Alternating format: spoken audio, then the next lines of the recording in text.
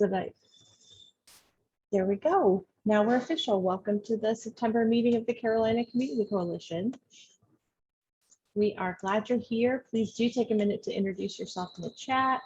And we are fancy. We still do have the Q&A function at the bottom of your screen if you want to ask a question to our presenters. You can also raise your hand.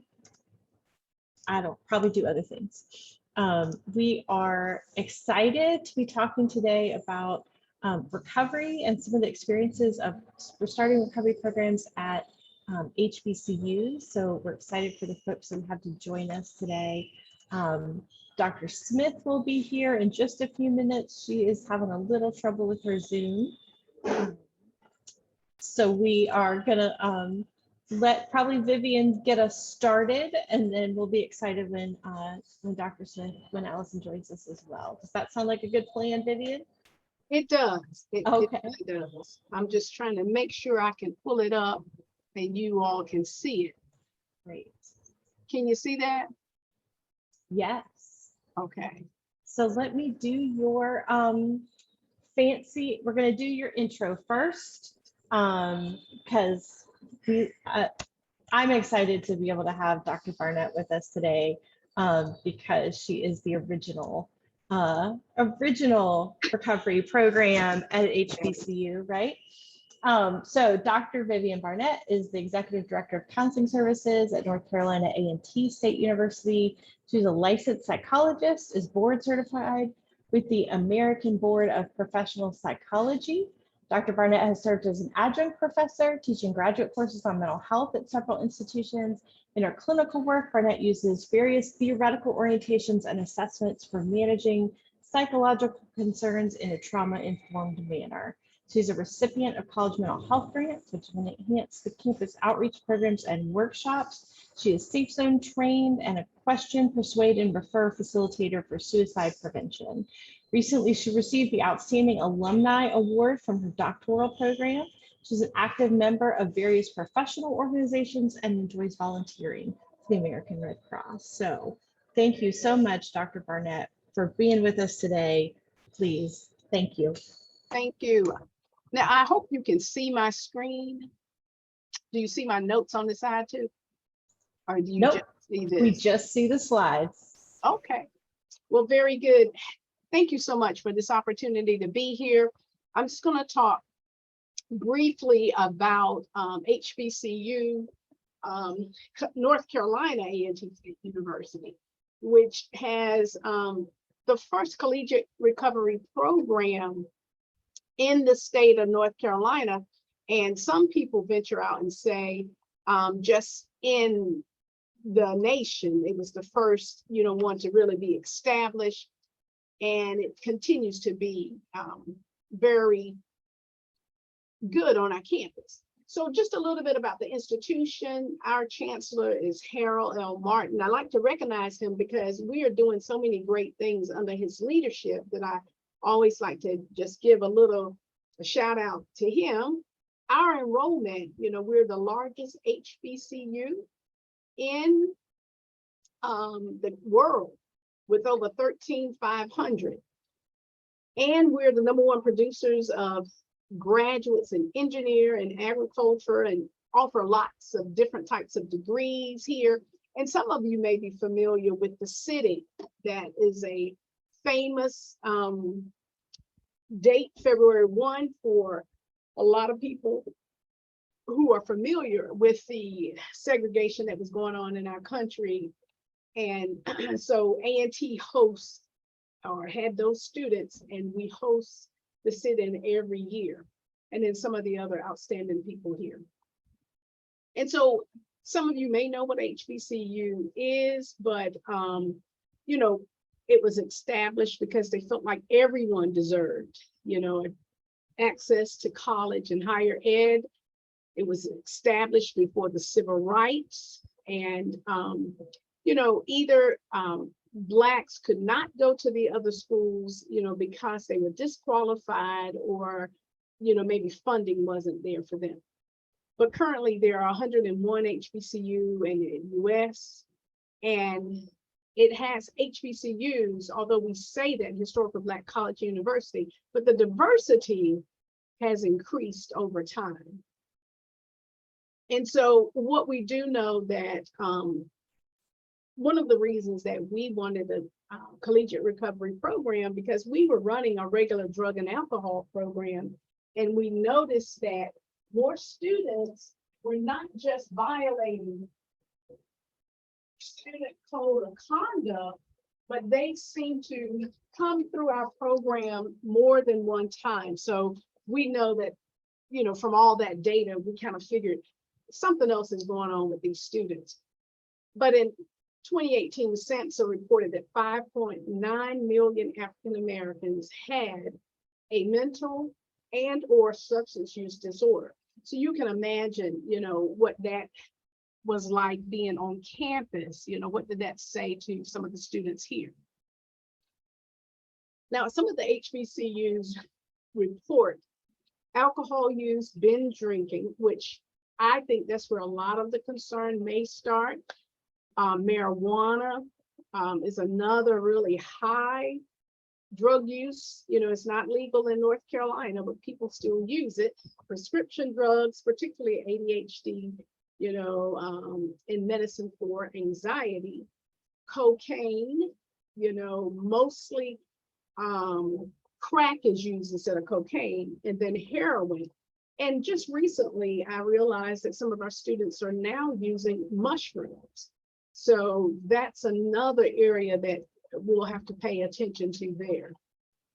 And so what we know is that there are a lot of barriers for our students seeking help. You know, the one part was stigma. You know, if I come into the counseling center, am I crazy? Because our collegiate recovery program is connected to the counseling program. So one of our clinicians, you know, is assigned to running some of those programs for us.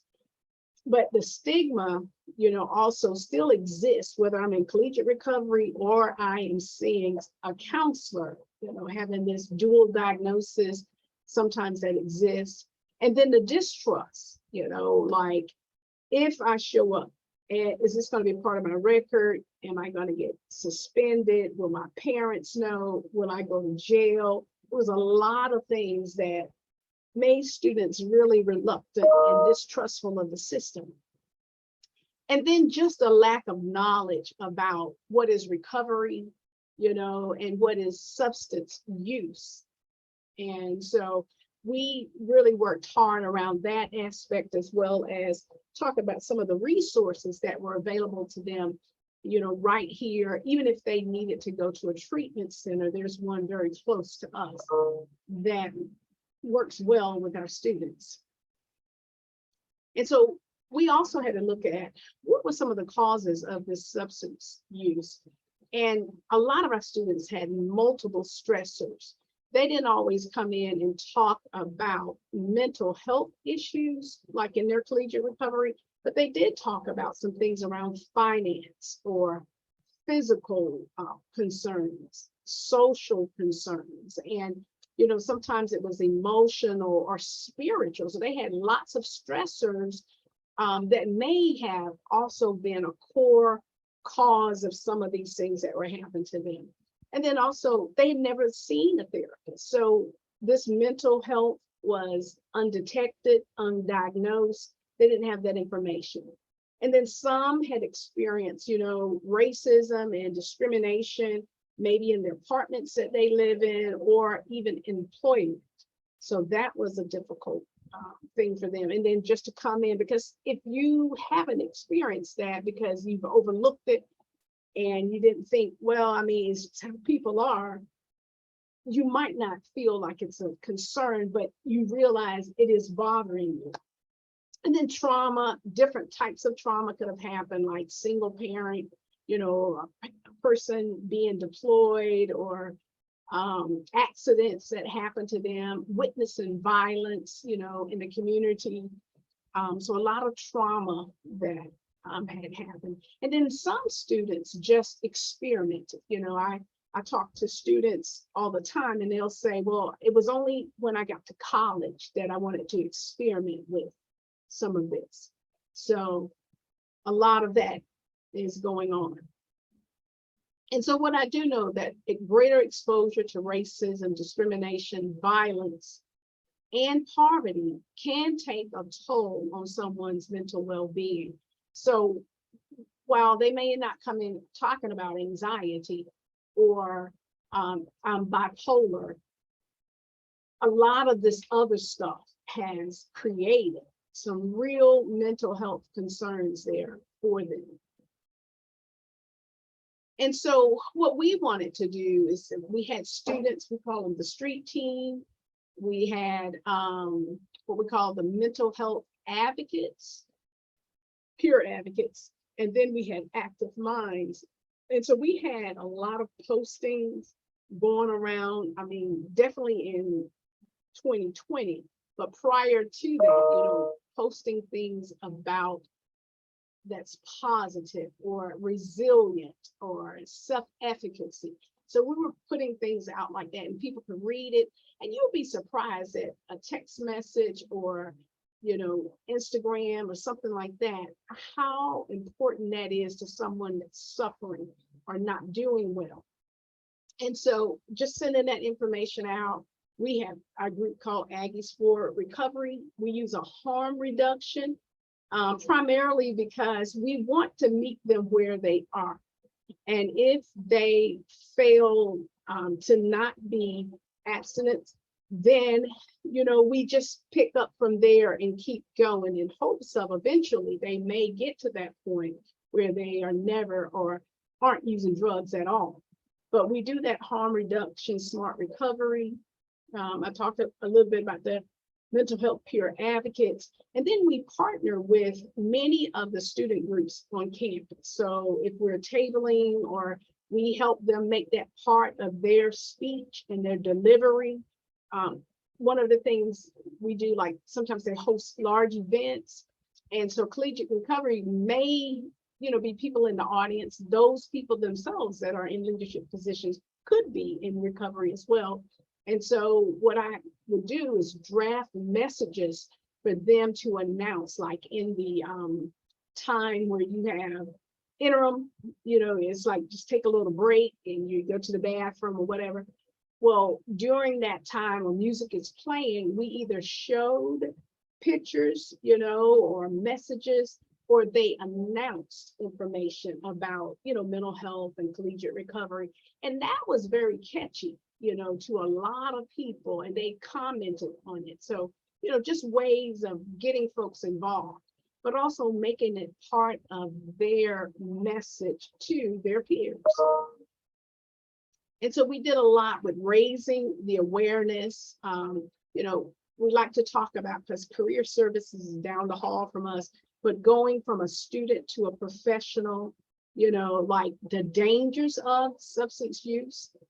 Most people that we've known that developed, an addiction have been people that have come to college, and they started out maybe not knowing family history or anything like that. And now they have an addiction. So we did a lot of raising awareness, not scare tactics, just fact-based, and then reduce the negative pressure associated with drug use. A lot of tailgates. I know football sometimes is a great place to socialize and all of that, but it also is an opportunity for people to really use drugs, especially alcohol and things like that. And that's what they come to the game for. And so just really talking a lot about that. We've had tabling events at some of our major games, just to talk about ways to take care of themselves. Decrease harm and increase safety for our students, because we've had students in car accidents, things that have happened to them in their sleep, or the use of their drugs, and then just become outstanding citizens and mental health providers. So we talk about, what else can you do? Some of these people move from their undergrad to go into things like public health or counseling or higher ed. They want to do something to give back because they realize, it's a lot of people. I'm one of them that struggled around our recovery. And so we also looked at culture factors that were involved, like family, however they identify their family. Sometimes it's a strong connection. And we talked to the student about their families, what was that like? And so sometimes we can find some of the concerns there. Spirituality and religion, what is their belief system? I think that's important. What do they value? And then how do they incorporate that into the work that they're doing here at school, or how do we do that from a clinical standpoint in talking to them? And then some students had issues with housing. If you use drugs, in our student code of conduct, if you're caught, then students are, removed from housing. And so, how we could work with our housing staff to, talk about the student might be someone in recovery. And so we have housing for those students that want to live, clean and sober lives. And also a way that we can advocate for them if something were to happen to them. And then the other part is just recognizing how culture might impact recovery. I think about some of our students, after going through our program, for the semester, and they go home, and what's there for them? Do they go back? How do they maintain, their sobriety and all of that? So we used a lot of promising practices, things that would help them while they were home. But critical things that we need to look at is like reframing, coming from a strength base, just making sure how things can go well for them. What can we do around that? Looking at a lot of their discrimination and social injustices there, and then making sure that they were connecting to others. And I keep throwing in about this role of religion or spirituality, whatever that may be, for them. And at a HBCU, that is one of the things that is pretty high for a lot of students. So health concerns here, what we looked at are all of these kind of like collaborative ways of how we can trust and connect with people. CRC programs and college counseling, centers, they are very much connected in that sense. They are great partnerships. I talked about addressing co-occurring issues. Sometimes people will seek help for one, but not the other. And then just providing, support and resources for them, just being there for that student if they needed some assistance. And then, so we do things around personal growth, and services. So we want to increase their worth and dignity and decrease the shame and discrimination. I always ask how many people actually have used, and I say, don't really raise your hand, you don't have to do that, but you're not alone in your struggle. So we make sure that the person knows that. And then we talk about the different ways of recovery through various pathways. We offer groups from things like yoga to 12 steps to smart recovery, those kinds of things, or just some fun activities that go along with some of the calendar months, and have our students to get involved with that. So this is what our recovery center looks like, for students to hang out. This is the lounge, and where students can come in and sit. There's another space so that we have, space for counselors. And behind this, I don't have a picture of that, is another space where students can meet together and do some group activities. But this is pretty much what it is. The withdrawal, the bad part about this, that is, it closes at 5 o'clock and is not necessarily open on the weekend. So we're looking for another space where students can gather together regardless of what time it is.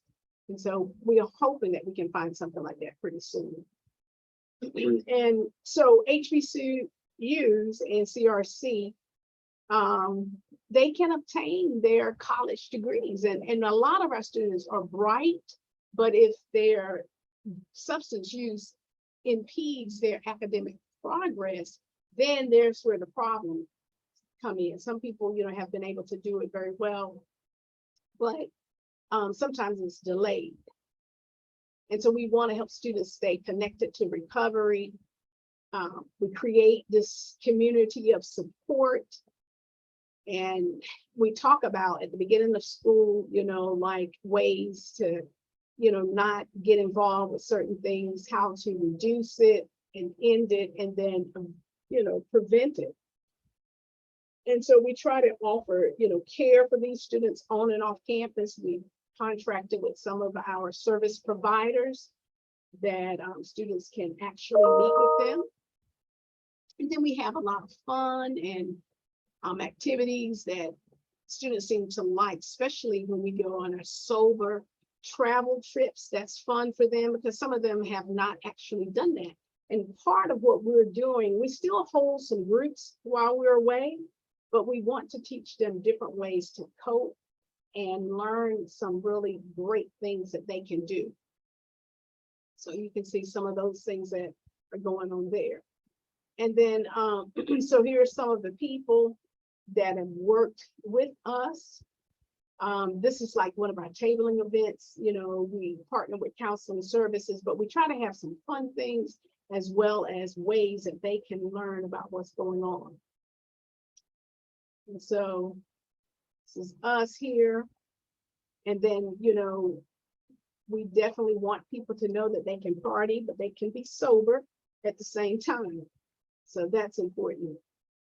And then we always do this usually either September or October, where we do things even with some of our Greek organizations to stomp out stigma and talk about that. We partner with the band and do the Reason I Walk. And so at the end of that, we have some information, but it's a great movement across campus. People love the band, particularly A&T's band, I want to say that. But it is so moving and soulful. And then you learn something, towards the end. We always have like a screening day. These are things that we do in the fall. And then in the spring, we offer some other activities that we partner with organizations. But we have some needs, and it is making sure that, we have funding. However that comes, the position of the collegiate recovery person is actually staffed out of the counseling center, because I never want that person's position to be in jeopardy. I wanted to make sure that they were always secure and that we could always offer this. But in terms of like funding for other things, our activities or our swag, that takes a lot of funding there. And then making sure that you have a physical space. And I want the space to be open whenever the students need to have access to it. And so I like the fact that we have, integrated, the collegiate recovery with counseling. We're not part of health services, but we work together, to make sure that our students have what they need. And then finally, we always want to stay connected to the university's mission so they can see that we are definitely a part of what the overall vision is for the university, that we are part of that mission as well. And we ask those questions, amongst our students. So that's all I have to share about that. And I'm going to stop it right there. If you have questions, I'm going to let Amy take care of that part. Thank you so much, Vivian. Thank you for sharing and for the information. I really appreciate the length of time that y'all been working. So it's so fun to hear all the things you've been doing and the fun creative graphics. So if y'all have questions for either of our presenters, pop them in the chat or in the Q&A, since we're fancy here with our webinar.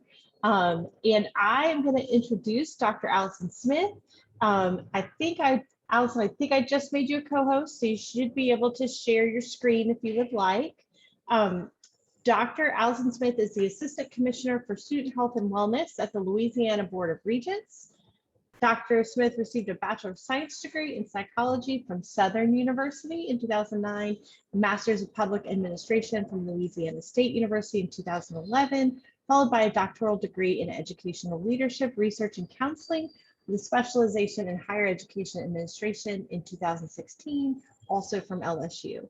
She spent the last 10 years working in the field of substance misuse prevention and recovery in higher education, with 8 of those years spent at Louisiana State University before moving to the Louisiana Board of Regents, where she is the current champion of this work and does really cool things for the state. So with that, welcome, Dr. Smith. Thanks for being here. Hey, Thank you Dr. very Smith. much. Hi, Dr. Vivian. Hello. I like being girl behind Dr. Vivian, right? So thank you, Amy. Thank you all for having me. I am going to jump into my presentation. I won't hold you long, but I will have time for questions. Definitely some time for questions. One of the things, like Amy mentioned, I will not bore you with my long bio. I'm a native of Baton Rouge, the youngest of 7 kids. I can live off a diet of hot wings and crawfish if it wouldn't kill me. Graduate of Southern University, 2009, 2011 from LSU, my MPA in 2016 from LSU again. Our office was at 20 years. My office, the work that I do, we spent 20 years at LSU before moving to the Louisiana Board of Regents, which is our statewide policy board that oversees all public higher education in Louisiana. And we manage 4 very distinct systems. So we have our Louisiana Community and Technical College system, followed by our LSU system, our state flagship system. Then we have our Southern University system. This is the only point where I disagree with Dr. Vivian ever, is that it's home with Southern University, the Southern University system, the only HBCU system, and I believe we have the best band ever, the Human Jukebox. And then also we have our LCTCS, our Louisiana Community and Technical College system, and our University of Louisiana system, which is comprises 9 regional institutions. So we have a varying level of institutional sizes and needs across our state. 2 other personal things Philip said about how Game of Thrones ended, and I'm not sure how I feel about House of the Dragon yet. And then also that Insecure finally ended after 5 seasons. Still sad about that. I knew that Dr. Vivian was going to do an absolutely excellent job about collegiate recovery programming at an HBCU. And so I definitely want to speak to Amy's point about how do we share information and we help equip our staff at predominantly white or historically white institutions that are not HBCUs to help retain students of color or recruit students in recovery that are students of color that are in recovery. And part of that, I think, speaks to cultural competence. And that is where we take into account the differences followed by all of our students, that the difference allowance. And I think a really key point, I think Dr. Vivian hit on it so well, is that all Black students are not alike. All students of recovery are not alike. I know that A&T also had a group that Dr. CJ ran, who was in their counseling center, who a little while ago, who ran for students who she focused on like activities for students who love anime.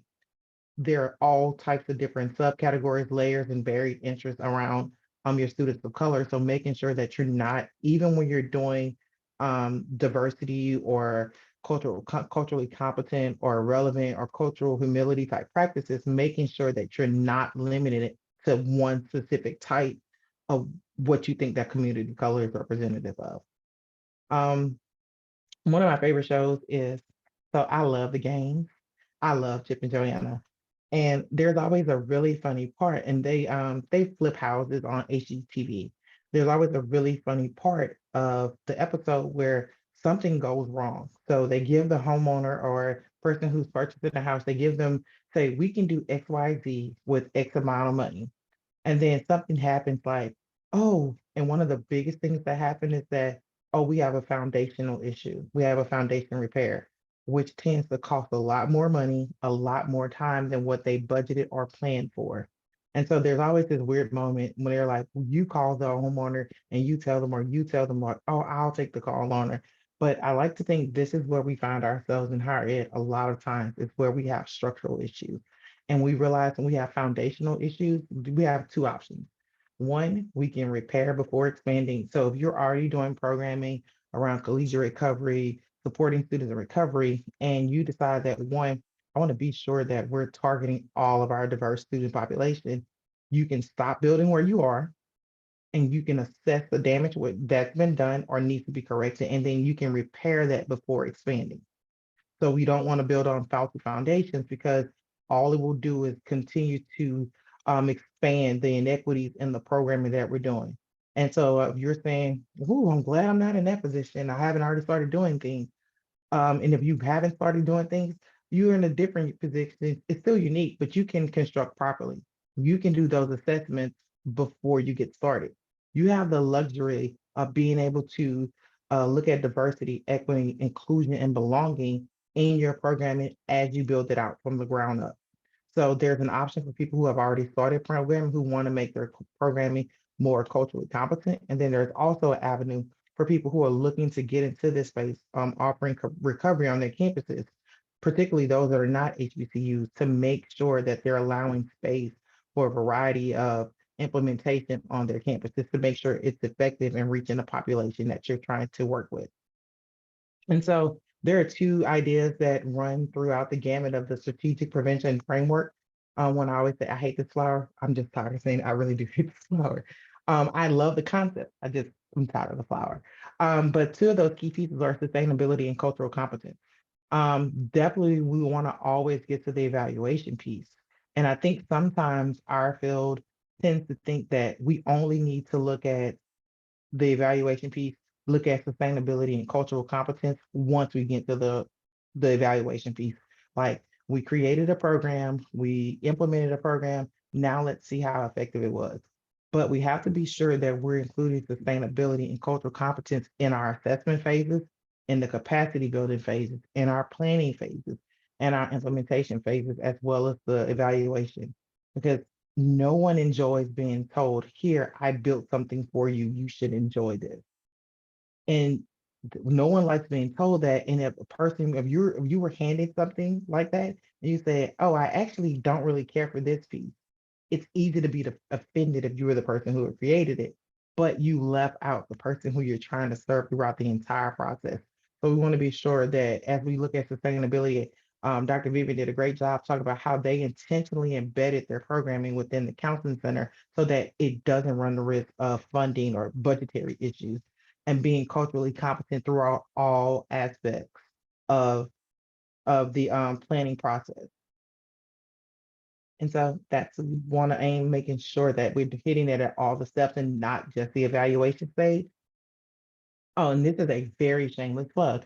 I know Emily sent out in their email that, yeah, this is my shameless plug. If you go to campusdrugprevention.gov's website, their podcast this month, I was actually their guest, and we talked about diversity, equity, and inclusion and prevention in the prevention space, and how we have to be, Rich Lucy says it great, be more intentional about the ways that we're making inroads on diversity, that it won't be a thing that happens by chance, that if you're not being intentional about doing it, you will not hit your goal. There's no way to haphazardly just stumble into completing a goal across the board. And definitely when it comes to diversity, equity, inclusion, and prevention and recovery programming for our students. So I want to share two of my favorite foods with you all. I'm from Louisiana. I told you that earlier. I like, and so on the left, we have tomato soup. It's tomato basil soup.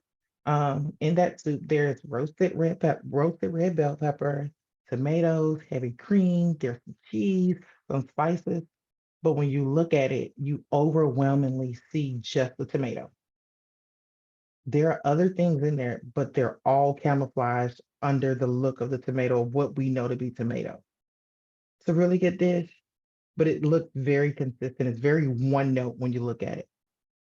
Second dish is literally, this is my mom's gumbo. And like, this is my mom's gumbo. It is a pot on, look, that she made for Christmas one year. And so in Louisiana, we have gumbo for Christmas because it usually it's not that cold, but it's still good. And so in the pot, you will see sausage, chicken, shrimp, crab, all kinds of things that you will see all these it's a varying list of ingredients, but they're all still distinct enough where you can recognize them in the same pot. They all work together to make a great dish, but they're all distinct. They don't compromise their own individual taste or look or feel to be a part of the greater body. And so one on the left, what we have, what we would call assimilation, where we bring in diverse populations to our institutions, and then we expect them to fall in line with what we established already as the dominant culture of our institution. And that hinders students from participating as their full selves in different programming, including recovery program we may be looking to offer. but I like multiculturalism much better. That way we highlight all the distinct pieces, all the distinct parts of personality for our students, that they're able to bring their full selves, and we can provide services that speak to the full range of our student identities on our campuses. So that way students can show up as themselves, receive the services that they need to be successful and to be well in the process. I'll share 2 quick points: recruitment and retention for, again, particularly for predominantly white or historically white institutions. 2 quick things. The first one is use retention as a recruitment. Dr. Shante Elbert, who is the AVP for Student Health and Wellness at The Ohio State University, Steve talks about all the time how one of the best pieces of recruitment is retaining the diverse staff of color that you have. If you can treat the ones well that you have, that will be a way that you will be able to recruit diverse staff and staff on your campuses. Because again, we know, so I always say this, if you have not noticed, I am a Black woman. Yes, you may be surprised. And so for other women of color as well, when they sign up to work at certain institutions, they've researched what that location or city is like, what that campus composition looks like. They know if they're coming into a place where they will be a minority for as population wise. They know that already. They're not expecting you to fix that overnight. But the best way to attract more staff of color to serve those students, because we know a lot of our students want to see people who look like them. One of the best ways to attract more of them is to retain the ones that you have. So again, being sure that and then that leads to my second point, is providing community orientation. And so I'm not asking you, if you are a if you're a white person, I am not asking you to become an expert in all cultural communities that you do not belong to. That's not what I'm asking. What I am asking you though is to connect when you bring in new staff on your campuses to do prevention, recovery services, health and wellness services. You may not be the expert on the cultural things they may need, but connect them to your resources on campus. If you have a Black faculty and staff caucus or a Latinx caucus on your campus, any type of staff sanction, university sanction, cultural identity related groups, direct them to those people or direct them to other staff or professors on campus that fit their identity. Like, these are other people you may want to connect with, or here are local resources that may be helpful for you. And maybe that's helping with your campus. For part of your onboarding process is you provide a list. Dr. Vivian mentioned it, the spirituality piece. That was a big piece, and it's not about a particular religion, but it's about your degree of religiosity, to what degree you participate in religious practices. And what research has shown over and over, African Americans particularly are one of the highest religiously affiliated groups in our country. And so being able, if it's just providing a list of religious worship places near your institution or other opportunities for service that allow your staff of color to get connected so that they're rooted, they can get connected to your institution and that they're able to better serve your students without while minimizing some of the unique stresses that staff of color in our campus face. And so with that, I will turn it over back to Amy, and I will open the floor for questions.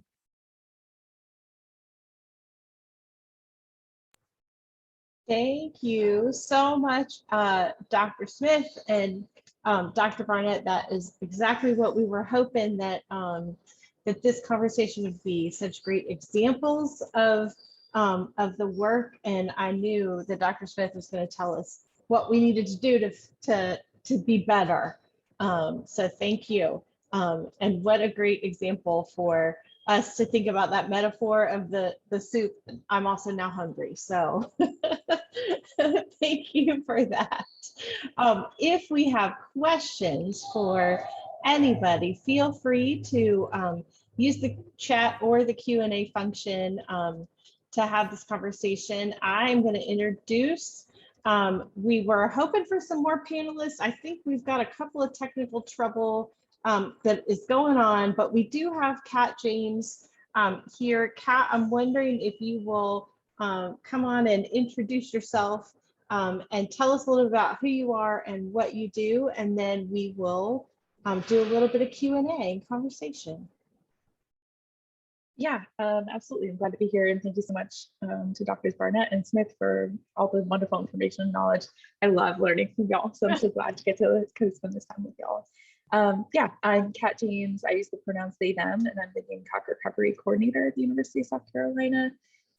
So most of y'all, I think, are familiar with our program, but of course, we're trying to offer education and outreach. Part of that is partnership with the Carolina Coalition and these kinds of events, but we also offer recovery ally workshops and other types of advocacy around campus. And then all sorts of programming that we can think of, anything students will ask us of to help students in recovery feel like they belong on our campus, and help students feel like they belong in our little recovery community as well. So I'd like to say I get to do everything that is fun and great to help our students thrive.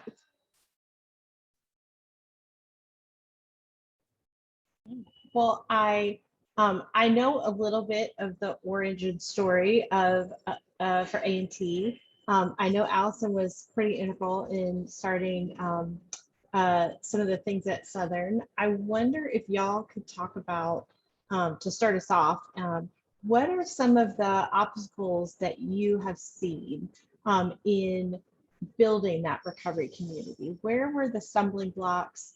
And I think, I think I heard some things that are common on lots of campuses, no matter the type, but I think there's probably also some that are unique to an HBCU. So I wonder if y'all could talk about some of those obstacles you encountered.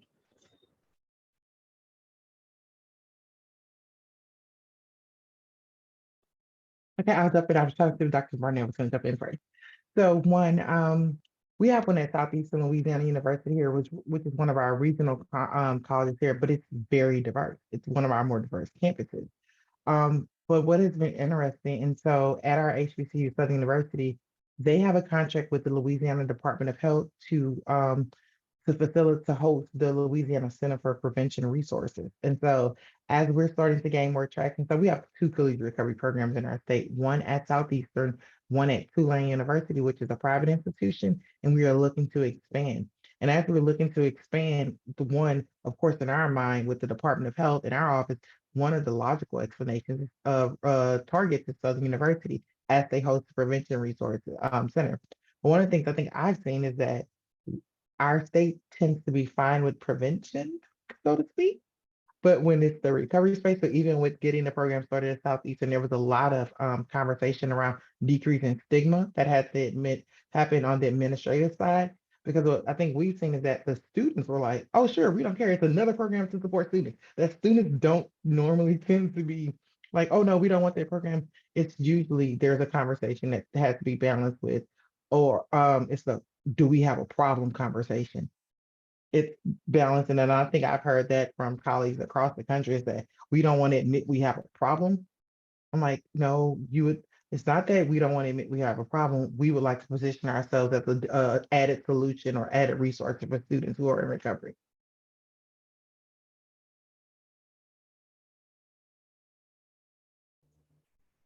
Dr. Barnette, anything else? Other obstacles?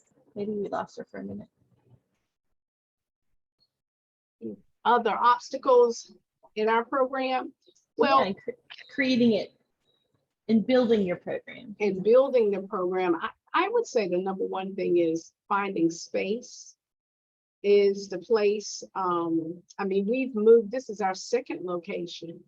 And so I think having a space that is open and students are free to come in and leave when they want to, that space is premium on our campus. And so having access to something like that is not necessarily, working right now. We may have to find something off campus, but it's close to campus, something like that. But then you have to worry about security.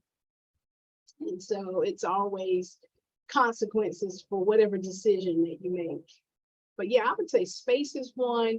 And then sometimes housing can be another issue, like if students want to have a residence, we have some rooms in a particular residence area that students can choose, but if they don't choose them, say like Census Day, no one has chosen it, then other people can move in.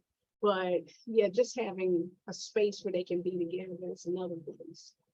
Housing. think that space issue is universal, right? Mhm. We're always fighting for it and trying to figure it out. We're very lucky in Gamecock Recovery that we're in the Wellness and Fitness Center. And so we are in a building that is open and staffed until late in the evening. And so I think that has helped us in a lot of ways because we have a space that students can hang out in after hours, even if they're squished in, you know, even if it's not the most ideal space, at least they can get in here and use it after hours, which has been, I think, a bonus as we built our program. Yeah, I would think so. That was one of the things we've seen in our program at Southeastern. They were in a central space in where the residence halls were located, but it's far off from where the campus was. And so Right. now they're in their second location, and like Dr. Vivian said, there are consequences to every move. So they are in the student union. They have a 2-room adjoining suite, which is great. But again, when the union closes, the access Close, closes yeah. as well. Mhm. Yeah, yeah. And I would say too, that the numbers are not necessarily large, you know, like you'll hear people saying they have 20, 30 people in their collegiate recovery. We may have that many, but they may be allies, they may be some of our mental health advocates, student advocates, you know, working with them, and they could have some concerns, but that's not why they're in collegiate recovery. So I think the numbers is, you know, can be hard, particularly for the university. You have this big program, but you're only servicing a small number of people. And that, you know, is kind of hard to justify sometimes, like the space and the amount of time that's allocated to it. So that's another one.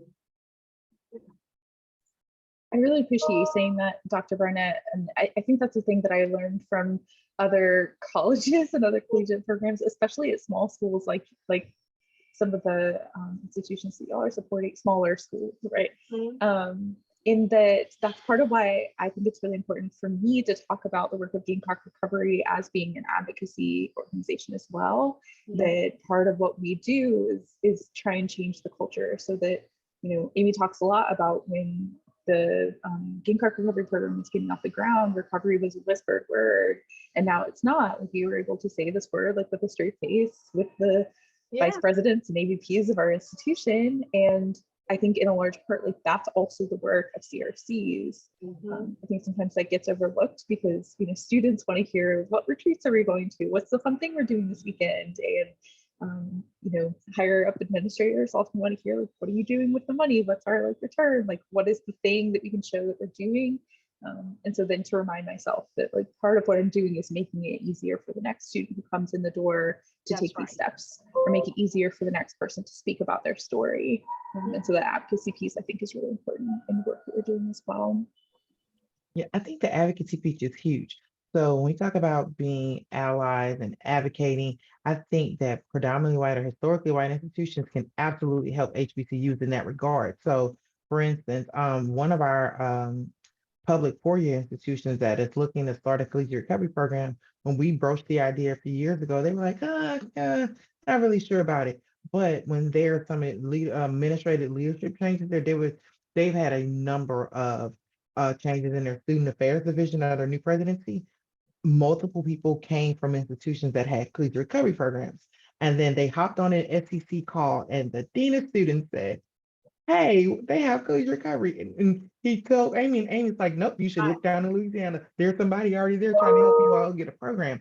But it's the way, because they saw peer institutions and other institutions advocating and doing these things well, because we all know that our institutions like to be in competition with each other when they want to. When it's something that they can champion, they like to be in competition for things. And so, for instance, that particular institution, they always say they paid a consultant, like all of our schools do, a whole bunch of money to give them a peer group.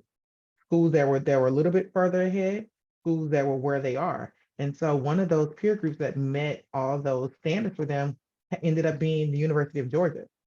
They were a flagship institution. They were they was like 4 or 5 different things they hit on that they were very similar to this institution. And so now they're like, oh, wait, we need to compete with them in that area as well, because that is something they're able to offer students that we're not able to.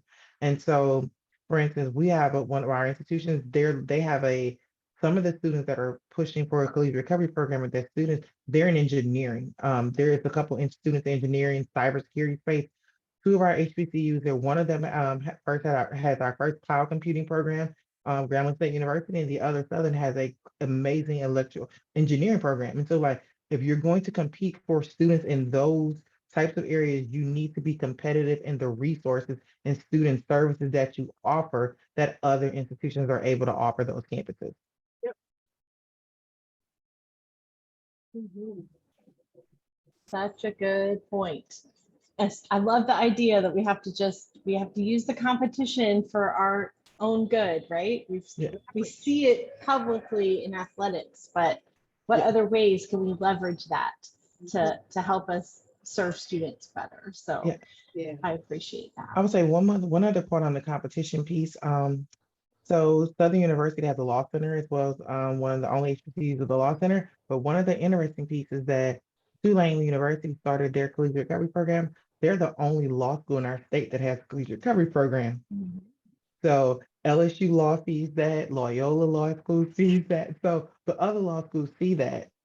I'm like, oh, that's something we're not able, those are services we're not able to offer our students. And so now it's putting the question on the other law schools. And I was like, well, what exactly is that again? So now they're starting to ask the question, and Tulane is doing a great job with they're targeting specifically highlighting the graduate level resource. Like these are the things we can provide to our graduate students. And it's like, and we're able as the Board of Regents to point to schools like Tulane and Southeast that this is why our other institutions should be moving towards it. Because we know there's a little bit of stigma, especially with our HBCU institutions around recovery and mental health. And like, this is ways that we can break down that stigma there. Yeah. Yeah. So helpful. We have just a few minutes left. I want to give Kat a chance to talk about some of the things for Recovery Month that we might want to share. But before we do that, I wonder if y'all could give us one piece of advice for white folks trying to help students of color in recovery or seeking recovery. What do we need to know or do? Mhm. You go, Dr. Smith. I'll say mine is very simple. Ask them what they need. Don't assume, just ask them what they need. And I would say go to where they are. Don't wait for them to come to you.